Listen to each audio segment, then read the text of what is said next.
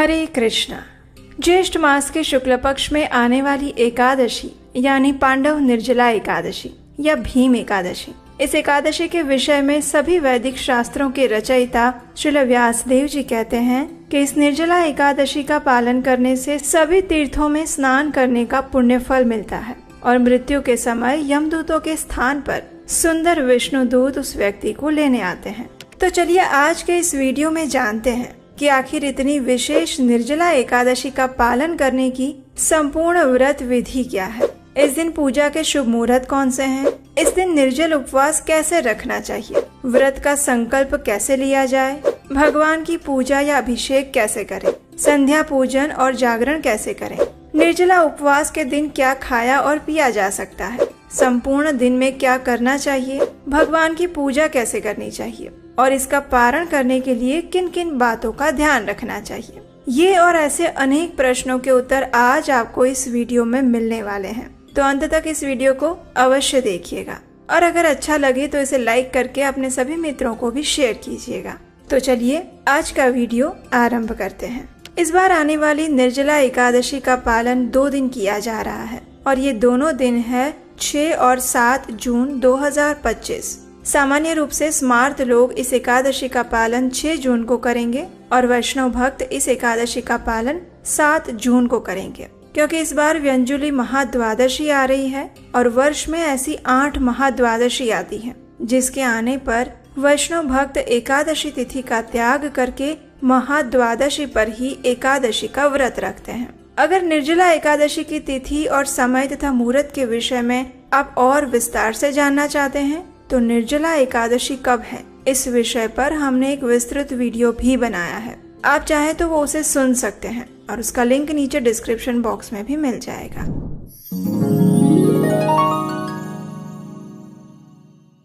चलिए अब बात करते हैं कि निर्जला एकादशी की तैयारी कैसे करनी चाहिए। तो वैदिक नियम अनुसार किसी भी एकादशी व्रत का प्रारंभ दशमी तिथि से यानी कि एक दिन पहले से होता है। तो सबसे पहले दशमी के दिन एकादशी व्रत के लिए आवश्यक सामग्री पहले से ही तैयार करके रख लें। प्रयास करें कि एकादशी के दिन संपूर्ण समय आप घर में ही रहें, ठंडे स्थान पर रहें। दशमी के दिन देर रात को भारी भोजन ना लें। प्रयास करें कि संध्या के समय यानी 6 से 7 बजे के बीच में अपना रात्रि भोजन ले लें और उसके 2 घंटे बाद यानी 9 बजे तक सो जाएं। तभी आप एकादशी के दिन प्रातः जल्दी उठ पाएंगे।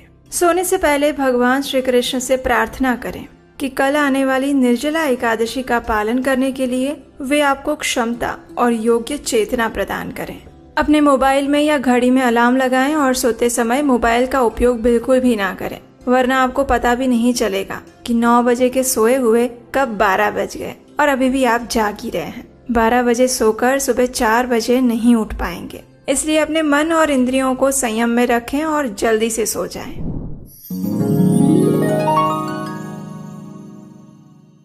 अब अगले दिन एकादशी पर प्रातः ब्रह्म मुहूर्त से पहले उठ जाइए। उत्तर भारत में ब्रह्म मुहूर्त का समय है 3:47। आप अपने स्थानिक समय के अनुसार इसका पालन कर सकते हैं। अगर आपको ब्रह्म मुहूर्त का समय नहीं पता है तो प्रयास करें कि प्रातः 3 साढ़े 3 बजे के आसपास उठ जाइए। सुबह उठकर इस श्लोक का उच्चारण करें।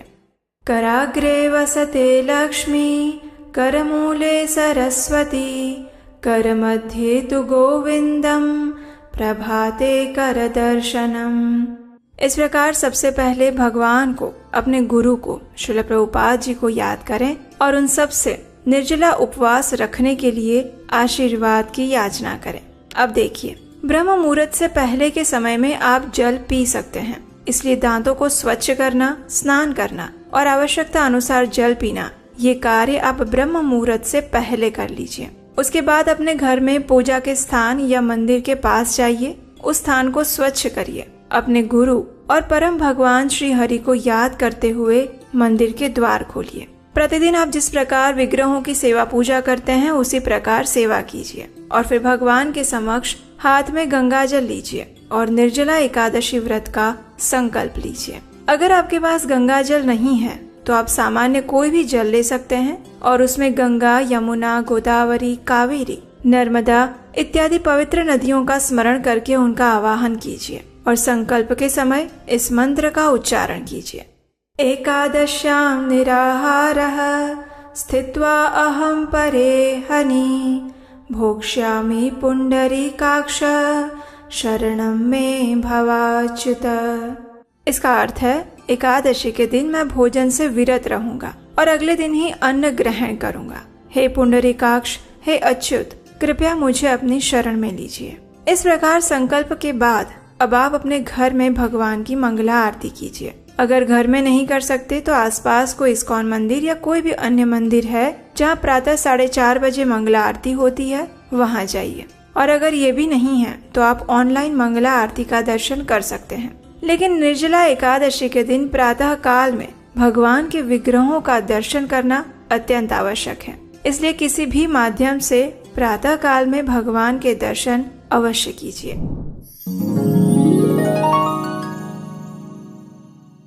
अब तुलसी देवी की पूजा अर्चना करने का समय है। अपने घर में एक मध्यम उच्च आसन रखें, उस पर तुलसी देवी को स्थापित करें। उन्हें आवश्यकता अनुसार जल प्रदान करें, धूप, दीप और पुष्प अर्पित करें और यदि संभव है तो उनकी आरती कीजिए। तुलसी पूजा कैसे करनी चाहिए, इस विषय में संपूर्ण तुलसी पूजन का विधि वीडियो हमने बनाया है। वो भी आप हमारे चैनल पर जाकर या फिर डिस्क्रिप्शन से देख सकते हैं।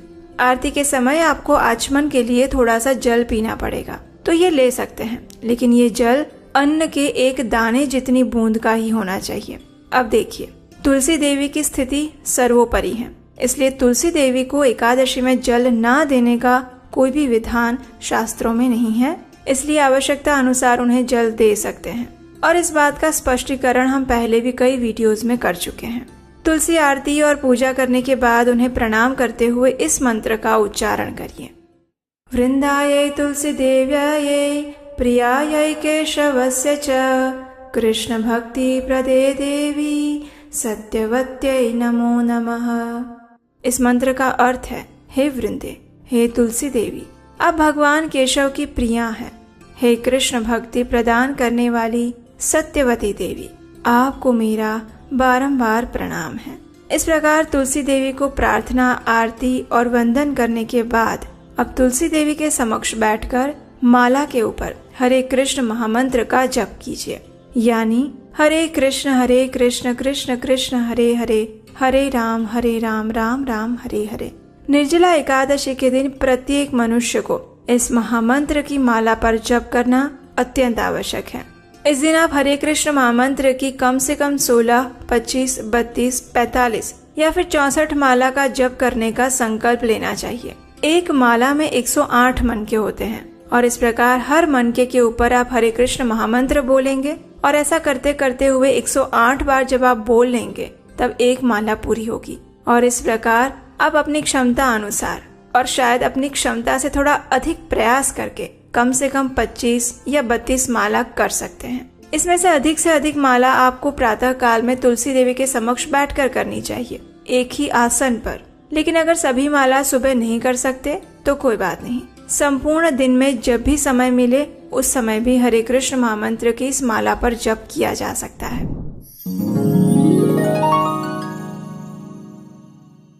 आइए अब देखते हैं भगवान की पूजा या अभिषेक करने की विधि।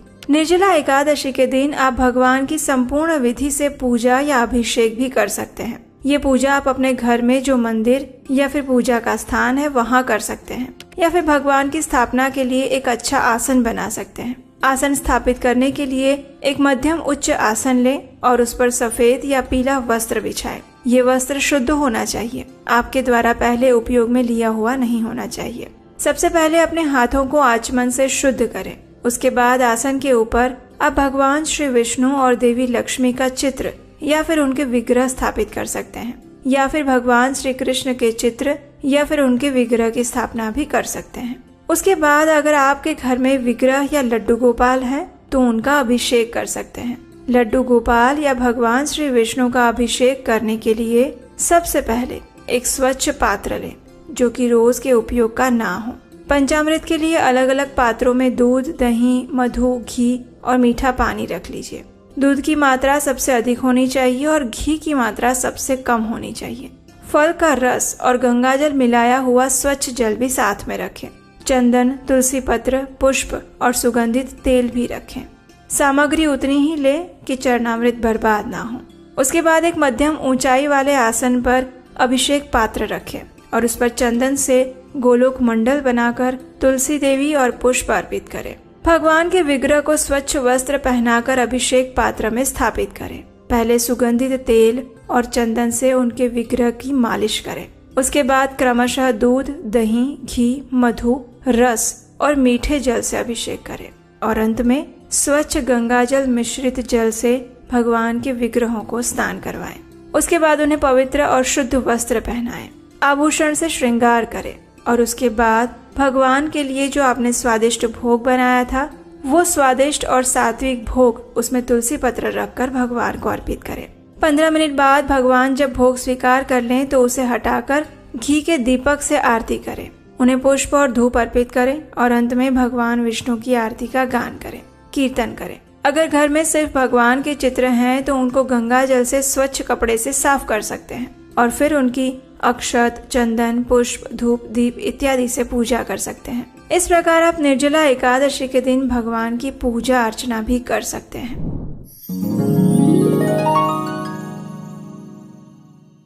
आइए अब बात करते हैं निर्जला एकादशी के उपवास की।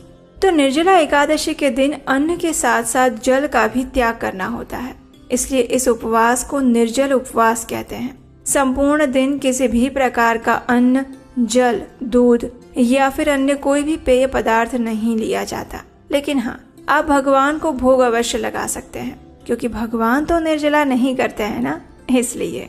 तो जो व्यक्ति बीमार हैं, वृद्ध हैं, बच्चे हैं, गर्भवती महिलाएं हैं या फिर स्तनपान कराने वाली माताएं हैं, उन्हें बिना जल के निर्जला एकादशी नहीं करनी चाहिए। हाँ, उन्हें क्या करना चाहिए? तो अधिक से अधिक मात्रा में उन्हें हरे कृष्ण महामंत्र का जप करना चाहिए। ये उनके निर्जला उपवास के समकक्ष होगा। उन्हें श्रीमद् भागवतम और भगवत गीता जैसे ग्रंथों का पाठ करना चाहिए और हरि कथा का श्रवण करना चाहिए। प्रत्येक व्यक्ति को अपने स्वास्थ्य को ध्यान में रखते हुए अपनी विवेक बुद्धि का उपयोग करके इस व्रत को रखना चाहिए, क्योंकि इस व्रत में सबसे महत्वपूर्ण है अपनी चेतना को अधिक से अधिक भगवान श्री कृष्ण के चिंतन में लगाना। अगर कोई व्यक्ति संपूर्ण दिन बिना जल के रह लेता है लेकिन शाम को ऐसा लगता है कि अब पानी लेना पड़ेगा और नहीं लिया तो स्वास्थ्य खराब हो जाएगा, तो फिर संध्या के समय में आप भगवान से प्रार्थना करके उन्हें अर्पित किया हुआ जल ले सकते हैं। लेकिन जितना हो सके उतना अधिक से अधिक प्रयास करके निर्जला व्रत अवश्य रखना चाहिए। जैसा कि हमने बताया कि अगर आपके घर में वृद्ध, बच्चे, बीमार या फिर गर्भवती माताएं हैं जो बिना जल और भोजन के नहीं रह सकते, तो उनके लिए आप अधिक से अधिक फलों का रस जैसे कि मैंगो शेक, बनाना शेक, चीकू शेक या फिर किसी भी फल का रस, ये सब बनाकर दे सकते हैं। उसमें आप ड्राई फ्रूट्स डालकर भी दे सकते हैं या फिर एकादशी प्रसाद बनाकर भी उन्हें खिला सकते हैं। लेकिन किसी भी स्थिति में निर्जला एकादशी के दिन आपके घर में अन्न नहीं बनना चाहिए। न आपको लेना है और न ही घर में किसी को देना है। इस बात का अवश्य ध्यान रखें।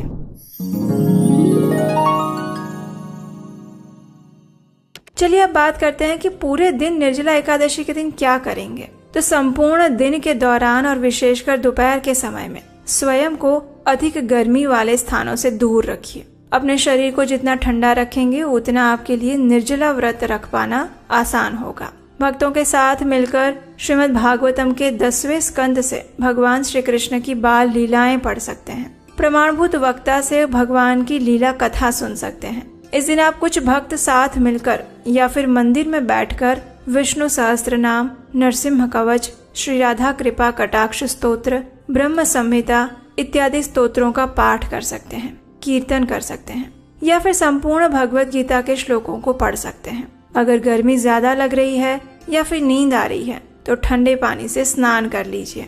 अगर अब आपको मोबाइल या टीवी की भी याद आ रही है तो आप हमारे चैनल पर आध्यात्मिक आनंद देने वाले बहुत सारे वीडियोस हैं, जैसे कि कृष्णायन की कथा सीरीज यानी भगवान कृष्ण की बाल लीलाओं वाली एनिमेशन कथा श्रृंखला, जगन्नाथ जी की सुंदर और मधुर ऐसी बहुत सारी कथाएं, श्रीमद् भागवतम की कथाएं, भगवान के भक्तों की कथाएं, भक्त दर्शन श्रृंखला में इत्यादि सभी चीजों को देख सकते हैं। लेकिन ध्यान रहे, इनको देखते देखते आपका मन और आपके हाथ की उंगलियां कहीं और भटक न जाए, इस बात का जरूर ध्यान रखिएगा।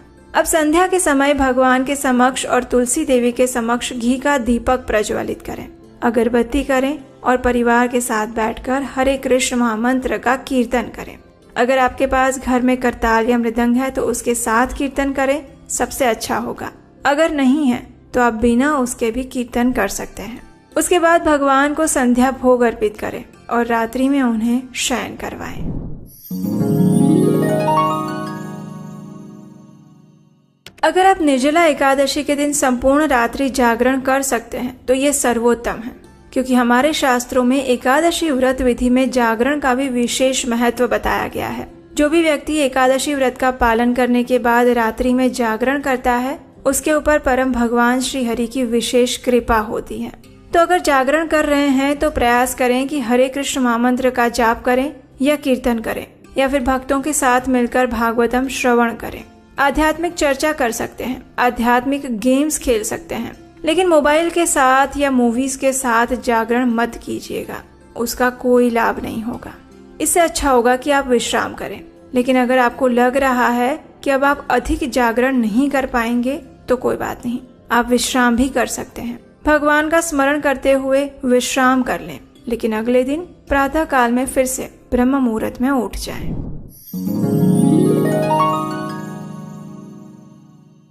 अगले दिन फिर से प्रातः ब्रह्म मुहूर्त में उठने के बाद स्नान इत्यादि से स्वच्छ हो जाइए। उसके बाद भगवान की मंगला आरती कीजिए। अगर आप 6 तारीख को निर्जला एकादशी कर रहे हैं तो उसका पारण आपको करना होगा 7 तारीख को। लेकिन 7 तारीख को पारण करने का समय आपको दोपहर में मिल रहा है, सुबह में नहीं। और वो समय है दोपहर 1:44 से लेकर 4:31 के बीच में। इस समय में आप पारण कीजिए। और अगर आप 7 तारीख को वैष्णव निर्जला एकादशी व्रत रख रहे हैं तो उसका पारण आप कर सकते हैं 8 तारीख को सुबह 5:23 से लेकर 7:17 के बीच में। पारण के लिए सबसे पहले किसी सुयोग्य ब्राह्मण को अपनी क्षमता अनुसार दान दीजिए। अगर संभव है तो घर पर बुलाकर उन्हें भोजन दे सकते हैं, या फिर आप मंदिर में जाकर जल का घड़ा रख सकते हैं। जिसने निर्जला एकादशी व्रत किया है उन्हें जल, गुड़ पानी, नींबू पानी, नारियल पानी इत्यादि पिलाकर उन्हें पारण करवा सकते हैं। और अंत में अपने इस एकादशी व्रत को भगवान को अर्पित करते हुए, उनसे प्रार्थना करते हुए पारण कर सकते हैं। अगर आपने बिना जल के एकादशी व्रत किया है तो आप भी जल लेकर एकादशी व्रत का पारण कर सकते हैं। पारण करते समय सबसे पहले इस मंत्र का उच्चारण कीजिए। अज्ञानतिमिरन्धस्य व्रतेनानेन केशव प्रसीद सुमुखो भूत्वा ज्ञान दृष्टि प्रदो भव। अर्थात मैं अज्ञानता के अंधकार में हूँ, हे केशव, हे प्रसन्न मुख भगवान, इस दोष रहित व्रत से प्रसन्न होकर कृपया मुझे ज्ञान चक्षु और आपकी भक्ति प्रदान करें। इस प्रकार प्रार्थना करने के साथ साथ भगवान से ये भी कहें कि हे प्रभु, मैंने इस निर्जला व्रत का पालन करने का पूर्ण प्रयास किया था, लेकिन अगर उसमें मुझसे कोई भी त्रुटि रह गई हो, कोई भी शारीरिक या मानसिक दोष रह गया हो, तो उसके लिए मुझे क्षमा कीजिएगा। इस प्रकार क्षमा प्रार्थना करने के बाद अब आप अपना निर्जला एकादशी व्रत खोल सकते हैं। जिसने निर्जल उपवास किया है उन्हें पारण के समय में सिर्फ थोड़ा सा ही जल लेना चाहिए, और उसमें भी नींबू पानी, गुड़ का पानी, नारियल पानी ये सब लेना अच्छा रहेगा। क्योंकि अगर एकदम से आप भारी अन्नयुक्त भोजन लेंगे तो हो सकता है कि आपके पाचन की प्रक्रिया थोड़ी मंद पड़ जाए और शरीर अस्वस्थ महसूस करें। वैसे निर्जला एकादशी का पारण थोड़ा अलग किया जाता है। अगर आप चाहते हैं कि इस विशेष पारण के ऊपर एक विस्तृत वीडियो बनाई जाए तो हमें नीचे कमेंट बॉक्स में लिखकर बताइए। आपकी अगर इच्छा हुई तो हम निर्जला एकादशी का पारण विशेष रूप से कैसे करना चाहिए जिससे कि आपका स्वास्थ्य भी ठीक रहे और आपको निर्जला एकादशी का संपूर्ण फल भी मिल जाए, इस विषय पर एक विस्तृत जानकारी युक्त वीडियो हम लेकर आएंगे जो आपके लिए बहुत ही उपयोगी और प्रैक्टिकल रहेगा। तो ये आप हमें नीचे कमेंट बॉक्स में लिखकर बता सकते हैं। तो ये थी आने वाली पांडव निर्जला एकादशी की संपूर्ण व्रत विधि। हमें आशा है कि आज के इस वीडियो को सुनकर लगभग आपके सभी प्रश्नों के उत्तर आपको मिल गए होंगे। अगर और भी कोई प्रश्न है तो वही नीचे कमेंट बॉक्स में लिखकर बताइए। और हाँ, इस बार हम पौराणिक ग्रंथों से और